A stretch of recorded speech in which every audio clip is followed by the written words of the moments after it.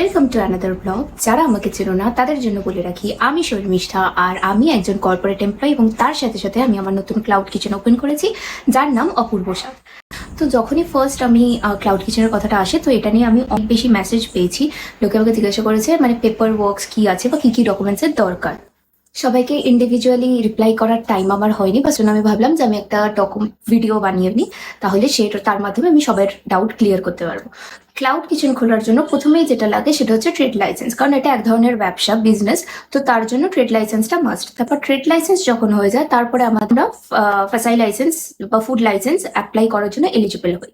তো এখন কর্পোরেশনের ক্ষেত্রে কেএমসির ক্ষেত্রে একটা নতুন ট্যাক্স শুরু করেছে, সেটা হলো সলিড ওয়েস্ট ম্যানেজমেন্ট ট্যাক্স, যেটা আগে ছিল না, বাট এখন সেটা অ্যামাউন্টটা দিতে হয়। আমার এক্সাক্ট অ্যামাউন্টটা মনে নেই, 3,500-4,000 কি 4,500, মানে 3,500 থেকে 4,500 মধ্যে একটা ট্যাক্স পে করতে হয়।